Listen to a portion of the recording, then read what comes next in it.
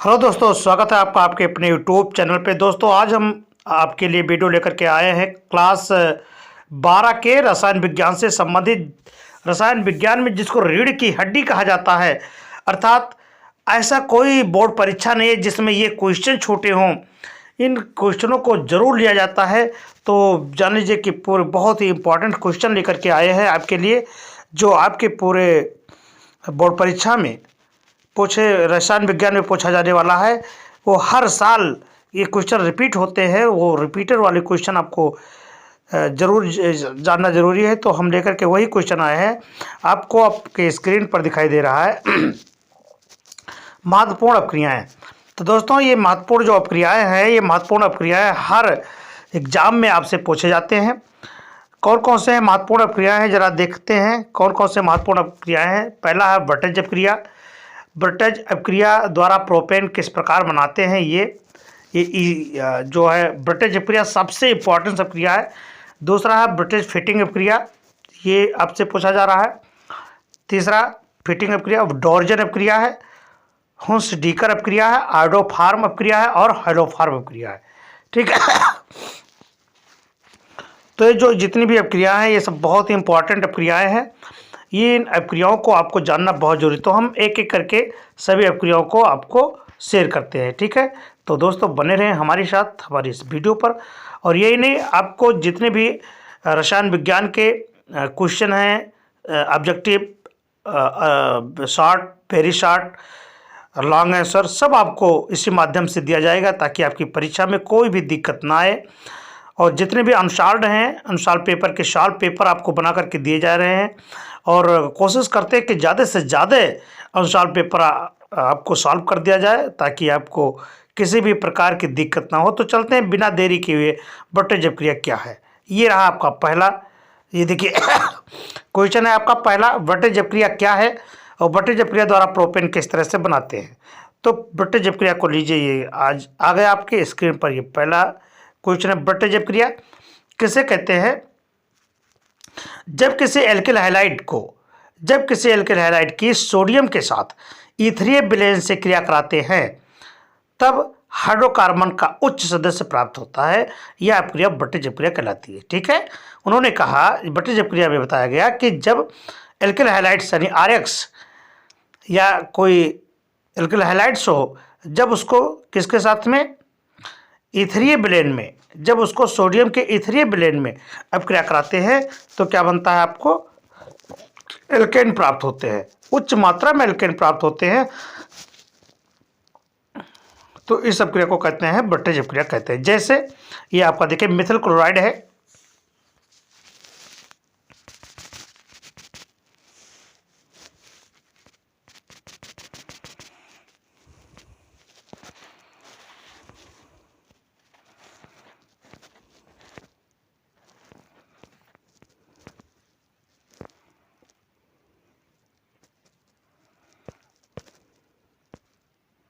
ये देखिए ये है आपका मिथिल क्लोराइड। ये CH3Cl+2 यानी ये सोडियम, ये भी आपका मिथिल क्लोराइड है। तो जब मिथिल क्लोराइड के शुष्क ईथर के साथ में आप अपक्रिया कराते हैं तो इसमें देखिए यानी यहाँ से और Cl यहाँ से दोनों आपके क्या हो जाता है, कट जाते हैं और यानी Cl अलग बन जाता है और आपका एथेन प्राप्त होता है। ठीक है, तो अगर आप मेथेन के साथ में अपक्रिया कराते हैं तो क्या बनता है, आपका एथेन बनता है। लेकिन अगर एथिल क्लोराइड के साथ में सोडियम को शुष्क ईथर में अपक्रिया कराते हैं तो नॉर्मल ब्यूटेन बनता है आपका। देखिए CH5 सिंगल बॉन्ड CH5, ये आपका ब्यूटेन बनता है। फिर बताया गया यदि इस अपक्रिया में एथिल क्लोराइड व मिथिल ब्रोमाइड का मिश्रण प्रयोग करें, तो अगर एथिल क्लोराइड यानी 2 कार्बन और मिथिल क्लोराइड यानी 1 कार्बन वाले अगर यौगिक को आप मिलाते हैं शुष्क ईथरीय विलयन में, तो NaCl अलग हो, मतलब NaCl अलग हो जाएगा और C2H5CH3 या CH3 ये आपका प्रोपेन अलग हो जाएगा। ठीक है, तो आपको प्रोपेन प्राप्त हो जाएगा। ठीक है। तो आपको क्या बताया गया कि जब एल्किल के साथ में क्या करते हैं आप, आपने कहा कि जब एल्किल हैलाइड को सोडियम के साथ में क्या किससे क्रिया कराते हैं, इथेरियल शुष्क इथेरियल से क्रिया कराते हैं तो क्या बनता है, उच्च हाइड्रोकार्बन्स बनते हैं। ठीक है, यानी एल्केन प्राप्त होते हैं और यही अपक्रिया बट्टेज अपक्रिया कहलाती है। ठीक है, समझ में आई बात। चलिए अगले क्वेश्चन की तरफ बढ़ते हैं। ये अपक्रिया आपको याद रखनी है, बहुत ज़रूरी है भैया, तो आपको ये याद रखना। अगला है बट्टेज फिटिंग अपक्रिया। क्या है, जब हेलो एरीन, जब देखिए हेलो एल्केन में आपको बताया गया हेलो एल्केन या एल्केन हैलाइड बताया गया कि जब खुली श्रृंखला में आपके हाइड्रोजन परमाणु जुड़ते हैं तो उसे हेलो एल्केन बोलते हैं। लेकिन जब यहाँ पर बेंजीन रिंग में कोई हाइलाइट परमाणु जुड़ता है तो इसे हेलो एरीन बोलते हैं। ठीक है, तो क्या है कि किसी हेलो एरीन की क्रिया सोडियम धातु की उपस्थिति में एल्किल हैलाइड के इथेरियल ब्लेंड के साथ में कराने पर हेलो एरीन का हाइड्रोजन परमाणु एल्किल समूह द्वारा क्या हो जाता है, प्रतिस्थापित हो जाता है तथा एरीन आपकी प्राप्त होती है। ठीक है, यह अपक्रिया बट्टेज फिटिंग अपक्रिया कहलाती है। समझ में आई बात। देखिए ये है आपका क्लोरोबेंजीन, और क्लोरोबेंजीन को सोडियम में मेथिल क्लोराइड के शुष्क ईथर के साथ में क्रिया करा गया तो आपका बना टॉलुइन। क्या बना, टॉलुइन। ठीक है, ये आपकी कौन सी क्रिया कहलाएगी, बट्टेज फिटिंग अपक्रिया कहलाती है। ठीक है, चलिए अगले क्वेश्चन की तरफ बढ़ते हैं हम लोग। दूसरा ये है फिटिंग अपक्रिया। क्या है, जब दो एरियल हैलाइड परमाणु सोडियम के साथ गर्म किए जाते हैं तो डाई एरियल का अणु बनता है। यह अपक्रिया क्या कहलाती है, फिटिंग अपक्रिया कहलाती है। क्लियर। ये अगला है आपका ये डॉर्जन। क्या है, डॉर्जन अपक्रिया क्या है। ठीक है, बहुत बार पूछा जाने वाली अपक्रिया है डॉर्जन अपक्रिया, बहुत बार पूछा गया है। तो देखिए क्या होता है, डॉर्जन अपक्रिया अल्कोहल को पिरीडीन के सूक्ष्म मात्रा की उपस्थिति में थायोनिल क्लोराइड के साथ गर्म करने पर एल्किल क्लोराइड बनता है। क्या बनता है, एल्किल क्लोराइड बनता है। यह अपक्रिया डॉर्जन अपक्रिया कहलाती है। बताया गया अल्कोहल को पिरीडीन की सूक्ष्म मात्रा में अपक्रिया कराने पर थायोनिल क्लोराइड से अपक्रिया कराने पर क्या बनता है, एथिल क्लोराइड बनता है। यह अपक्रिया डॉर्जन अपक्रिया कहलाती है। सामान्यतः या अशाखित प्राथमिक अल्कोहल को हैलाइड में परिवर्तित करने के लिए प्रयोग की जाती है। ये आपको रिएक्शन याद करने होंगे।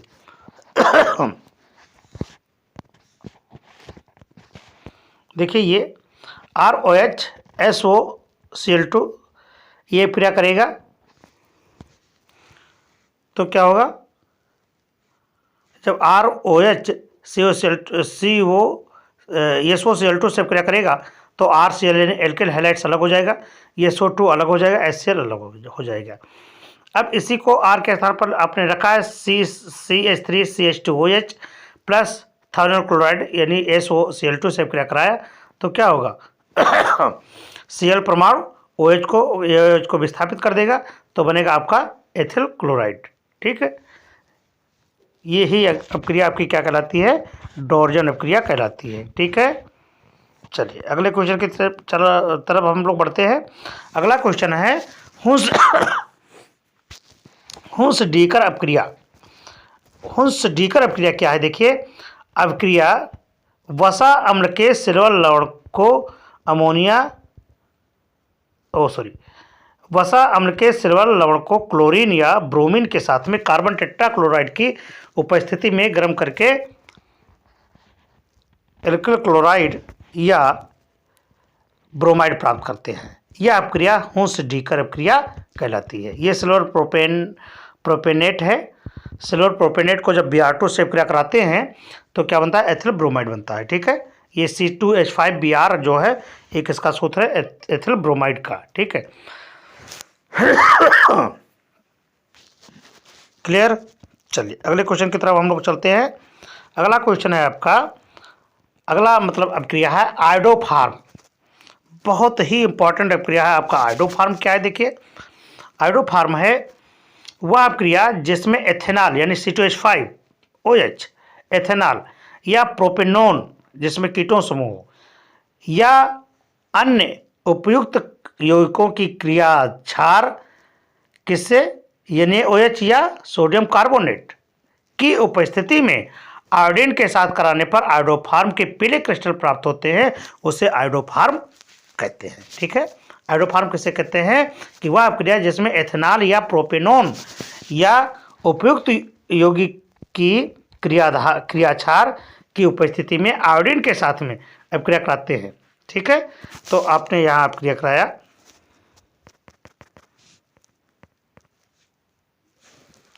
ये आपका एथेनॉल है, आयोडीन NaOH के साथ में क्रिया कराया तो क्या बना, आयोडोफार्म बना। ठीक है, ये आयोडोफार्म क्रिया कहलाती है। ठीक है, एथेनॉल को जब आयोडीन से क्रिया कराएंगे तो यहाँ पर आपका आयोडोफार्म बना।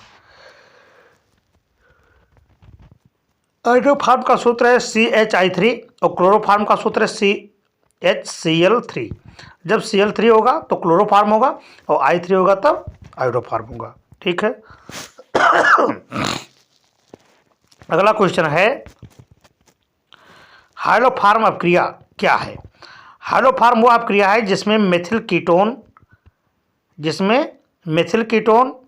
CH3CHOH समूह युक्त यौगिक कास्टिक क्षारों की उपस्थिति में हाइड्रोजन से क्रिया करके हाइलोफार्म का निर्माण करते हैं, हाइलोफार्म अपक्रिया कहलाती है। जैसे RCO3X2, अब X क्या है, X आपका हाइड्रोजन समूह है ये NaOH है, जब ये अपक्रिया करेगा तो बनेगा CHX3।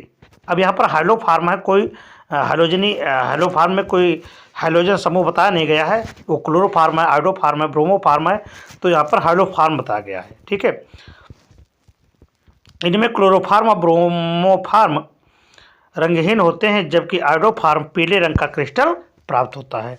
ठीक है, तो ये अपक्रियाएं थी। अगला महत्वपूर्ण अपक्रिया देखिए आपके सामने आ गया, ये अगला महत्वपूर्ण अपक्रिया है एल्डोल संघनन, कैनिजारो अपक्रिया, HBZ अपक्रिया, क्लेमेंसन अपक्रिया। ठीक है, बिकार्बोक्सिलीकरण, एस्टरीकरण और श्मिट अपक्रिया। ये अपक्रिया इतनी लाजवाब है क्योंकि एक भी बोर्ड परीक्षा में बगैर इसके तो बोर्ड परीक्षा संपन्न नहीं हो सकती। तो दोस्तों ये आपको अपक्रिया जानना बहुत जरूरी है। तो देखिए अगला है अपक्रिया, ये है एल्डोल संघनन। तो एल्डोल संघनन क्या है, तो बताया गया वह एल्डिहाइड तथा कीटोन CHO समूह या CO समूह, कीटोन समूह जिनमें अल्फा हाइड्रोजन परमाणु उपस्थित होता है, तनु क्षार अथवा तनु अम्ल की उपस्थिति में संघनन द्वारा एल्डोल या कीटोल देते हैं, और यही अपक्रिया एल्डोल या कीटोल देने की अपक्रिया को क्या कहते हैं, एल्डोल संघनन कहते हैं। जैसे एसिटल्डिहाइड का संघनन, जब CH3CHO यानी एसिटल्डिहाइड अपक्रिया, ये जो आपका फिर दिखाई दे रहा है HCH2CHO वही है। ठीक है, CH3CHO वही है। जब इसको तन NaOH से अपक्रिया कराया गया तो क्या बना आपका CH3CHOH CH2CHO है ना, यानी इसको कहते हैं बीटा हाइड्रोक्सी ब्यूटेनॉल। तो बीटा हाइड्रोक्सी ब्यूटेनॉल का जो बनना है वह कौन सी अपक्रिया है, एल्डोल अपक्रिया है। क्लियर, चलिए आगे बढ़े, अगले क्वेश्चन की तरफ बढ़ते हैं हम। ये रहा आपका अगला क्वेश्चन, कैनिजारो अपक्रिया किसे कहते हैं। जी हाँ, आपने सही सुना, कैनिजारो अपक्रिया किसे कहते हैं, वह एल्डिहाइड जिनमें अल्फा हाइड्रोजन परमाणु उपस्थित नहीं होता सांद्र NaOH तथा KOH के साथ अपक्रिया करके कार्बोक्सिलिक अम्ल का लवण तथा अल्कोहल देते हैं। यह अपक्रिया क्या कहलाती है, कैनिजारो अपक्रिया कहलाती है। जैसे फॉर्मेल्डिहाइड को जब NaOH के साथ में अपक्रिया किया गया तो सोडियम फॉर्मेट बन गया, क्या बना, ये आपका सोडियम फॉर्मेट, देखिए ये बना आपका HCOONA plus Mithil alcohol CH3OH बना। ठीक है, तो ये जो अपक्रिया बनना है सोडियम फॉर्मेट और अल्कोहल का बनना, ये कौन सी अपक्रिया कहलाती है, कैनिजारो अपक्रिया कहलाती है। क्लियर, चलिए अगले क्वेश्चन की तरफ चलते हैं हम लोग। अगला क्वेश्चन है HBZ हेल बोलहार्ड जेलेंस्की अपक्रिया, ये उसका पूरा नाम है, ये वैज्ञानिक भी है जिसने दिया है। हेल बोल्हार्ड जेलेंस्की अपक्रिया, आपको ऐसे भी लिखा आ सकता है, HBZ अगर ना लिखा हो तो आप जान जाएंगे कि हेल बोल्हार्ड जेलेंस्की जो है अपक्रिया है उसको जेड से बोलते हैं। अल्फा हाइड्रोजन परमाणु युक्त कार्बोक्सिलिक अम्ल लाल फास्फोरस की उपस्थिति में क्लोरीन अथवा ब्रोमीन के साथ में अपक्रिया करके अल्फा हेलो प्रतिस्थापित कार्बोक्सिलिक अम्ल बनाते हैं। यह अपक्रिया क्या कहलाती है? HBZ अपक्रिया कहलाती है। कैसे बना? CH3COOH गिव्स आउट Cl2, ये लाल फास्फोरस की उपस्थिति में होगा तो बना CH2COOH यानी मोनोक्लोरोएसिटिक अम्ल। फिर ये अपक्रिया किया Cl2 से तो ये बना डाइक्लोरोएसिटिक एसिड, और फिर जब पुनः Cl2 से अपक्रिया किया तो एक हाइड्रोजन को और विस्थापित कर दिया तो यह बचा ट्राइक्लोरोएसिटिक एसिड। ठीक है, तो ये आपका बना ट्राइक्लोरोएसिटिक एसिड। क्लियर? ये अपक्रिया क्या कहलाती है? ये अपक्रिया HBZ अपक्रिया कहलाती है। ठीक है, चलिए अगला है, देखिए अगला कौन सा अपक्रिया है? अगला है क्लीमेंसन अपचयन। क्लीमेंसन अपचयन किसे कहते हैं? जब एल्डिहाइड तथा कीटोन को जिंक अमलगम तथा सांद्र HCl के साथ अपक्रिया कराते हैं तो वह अपने संगत हाइड्रोकार्बन में अपचयित हो जाता है। इस अपक्रिया को क्लीमेंसन अपक्रिया कहते हैं। ठीक है, एल्डिहाइड या कीटोन है, जब इसको क्या कराते हैं? HCl की उपस्थिति में अपक्रिया कराते हैं तो आपका एथेन बनता है। ठीक है, इसी को क्या कहते हैं? क्लीमेंसन अपक्रिया कहते हैं। क्लियर? तो ये अपक्रिया बड़ी ही इंपॉर्टेंट है और इस अपक्रिया को आपको जानना बहुत बहुत ज़रूरी है, बेहद ज़रूरी है। अगला है आपका विकार्बोक्सिलीकरण। कौन सी अपक्रिया है? विकार्बोक्सिलीकरण।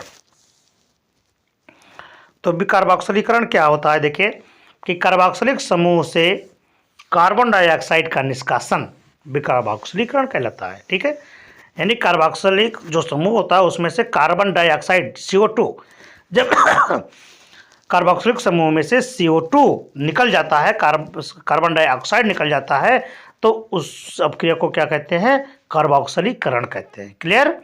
इसके लिए प्रयुक्त अभिकर्मक गर्म सोडा लाइम NaOH को ओइक COOH समूह को कार्बन डाइऑक्साइड के निष्कासन द्वारा हाइड्रोजन में परिवर्तित कर देते हैं। जैसे RCOOH है, जब इसको अपक्रिया कराया जाता है किसके साथ में? RCOOH को NaOH की उपस्थिति में CaO के साथ में अपक्रिया कराया जाता है तो क्या जो आपका H समूह है,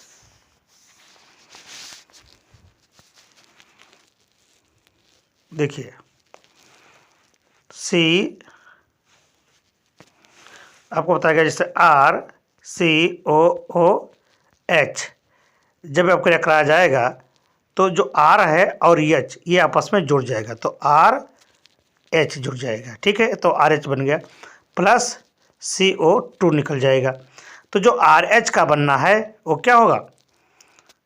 एल्केन का बनना होगा। क्या बनेगा? एल्केन बनेगा। और इसमें मेन चीज़ है CO2 का बाहर निकल जाना। तो जब CO2 बाहर निकल जाता है तो जब कार्बोक्सिलिक समूह में से CO2 बाहर निकल जाएगा तो इस अपक्रिया को क्या कहते हैं? विकार्बोक्सिलीकरण कहते हैं। ठीक है,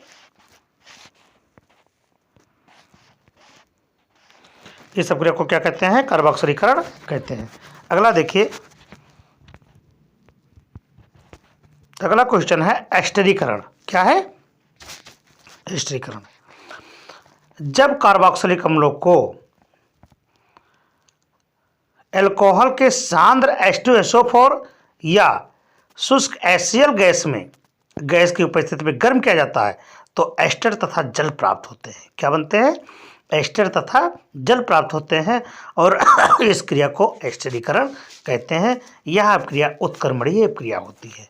ठीक है, तो आपने समझा कि एस्टरीकरण किसे कहते हैं? कि जब कार्बोक्सिलिक अम्लों को अल्कोहल या सांद्र H2SO4 की उपस्थिति में अभिक्रिया कराते हैं तब क्या बनता है, एस्टर तथा जल प्राप्त होते हैं। देखिए आपको दिखाई दे रहा है एस्टर तथा जल आपको प्राप्त। एस्टिक एसिड को जब